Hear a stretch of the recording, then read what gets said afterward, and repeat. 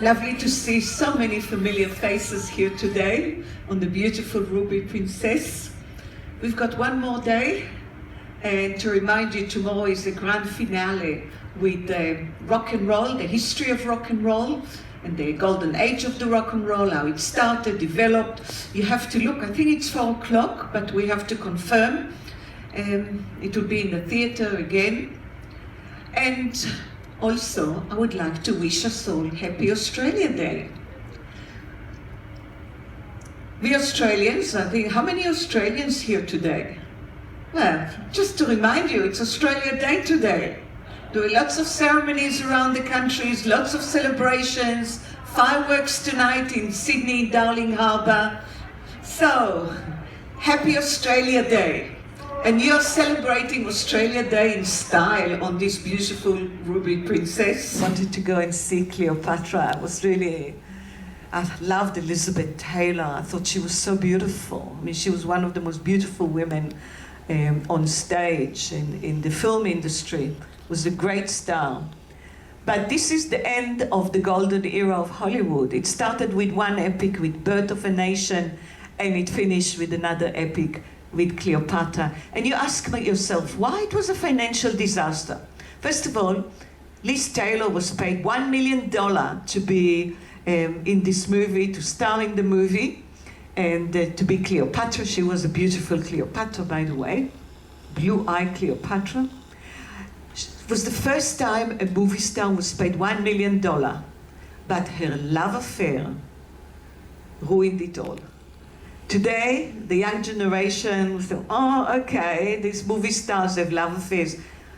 The public did not forgive her for leaving her husband, Eddie Fisher, and they did not forgive Richard Burton for leaving his wife.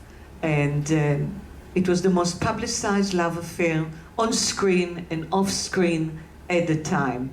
And that symbolizes the end of the golden years of Hollywood. But there are other reasons as well. And that's what I want to tell you. Why did the golden age of Hollywood end? It ended up with the fall of the studio system. One reason, fall of the studio system. As I said to you at the very beginning of my talk, that the studio system, they controlled everything. They controlled the movie theater, the production, and even the actor and actress with a contract. You couldn't move from one movie studio to another. They bought you for life. This is absolutely classic. This is one of the most magnificent movies that Hollywood ever produced. It had everything, all the elements under the sun of a good movie. It had beautiful actors, very talented one, right for the role. It had a story that touched the heart of everyone. Everybody knew the epic story of the Civil War, the struggle between the South and the North. A love story, an impossible love story, tragic love story that touches the heart. So it had all the ingredients to make an incredible movie. And that's what it is until today. If somebody asks me what is the best movie I ever seen, well, I've seen quite a few good movies. This is one of the best. And it was restored in 1989. And when you see the version today of Gone with the Wind, you see the restored version. And you can see it again and again, because every time you see it, I bet you discover something new that you missed in the previous screening. That's why it makes this movie so special and so beautiful. Just to watch Vivian Leigh on the screen is unbelievable.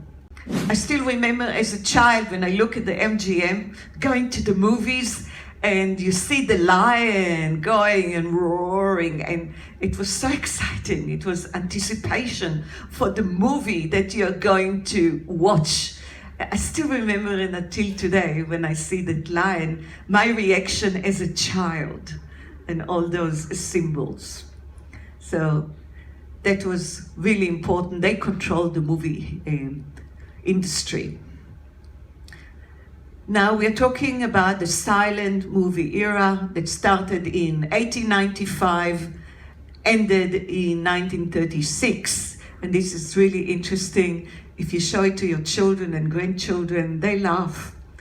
And the stars were idolized by millions all over the world. There was no language barrier, remember? It was a silent movie. Criticizing each other, patronizing, belittling, and it is so unpleasant. It is unpleasant for everyone. And, or to see a woman complains, I think it's the worst thing that a woman can say around the table to everyone, "Oh, my husband snores. I can't sleep at night." This is terrible. This is your business. Nobody else is around the table. I think that's belittling your husband. Don't do it. You can't do that. And also don't tell your wife, tell her off in front of people. You want to say something to your wife, tell her. There is no point shifting a blame. If you apologize properly without shifting the blame, and give reason. The very difference between excuses and reasons. So obviously you can give a reason. Look, I'm sorry I didn't make the phone call, and you give a proper reason, but don't shift the blame on somebody else that stopped you. You are entitled to give a reason and apologize. That always works. Excitement into your life. Don't take it for granted. And small gifts, you don't have to buy her a diamond ring every year. Even something to make her happy. Now go around the shop, and if she sees a little scarf that she fancies, don't say, "Oh, it's $10. Just spend the $10. She will really enjoy it and be proud of it. And that couples have always a wonderful first year of romance, and then they forget about the romance. The romance just disappears. Don't let the romance disappear from your life. And we all go through life changes. If you divide your life from your 20s to your 30s, to your 40s, to your 50s, 60s, 70s, 80s, 90s, even 100. Yes, my mother-in-law celebrated her 100th birthday in January. It's because they've got very clever marketing program. Remember, when I joined Facebook, I put in that I'm a female, I put my gender, and they know my date of birth. Now, as a celebrant, I am targeting my Facebook page to, let's say, females from 25 to 35. So I can tell Facebook that this is my target market, so they can target that group, and I can even tell them the geographical area. I want it to be in the city of Sydney, the eastern suburbs of Sydney, and the North Shore of Sydney. I can actually nominate where my Facebook ad will go. Internet, social media, and smartphone. And we are living through a significant communication revolution. We are still in the middle of it, if you didn't realize it. And I like this chart. I mean, look how many years it took each stage of human development and human achievement, from the stone tools to bronze tools to iron to water wheel to the steam engines, the electrical engineering, automobile, aircraft, and the information and communication technologies. And it is just a short 10 years that the world has been rocked by a digital. What is this? Who is behind this website? Is it academic institution that is developing a special drug, or they just want to publish their findings? You can always check about us, the qualifications and the experience of the authors, and you can evaluate their expertise. So first of all, you find out who is behind that website.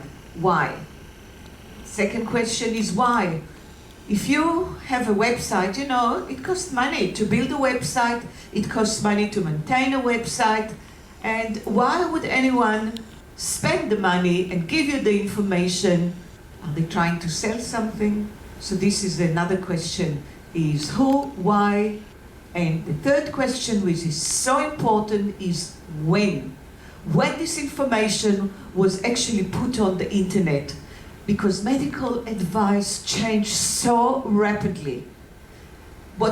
Honestly, what happened 6 months ago, it's obsolete today. There are so many new development and updates. So you have to make sure that the health information that you seek is not more than 2 years old, because a lot of things are floating in the web forever.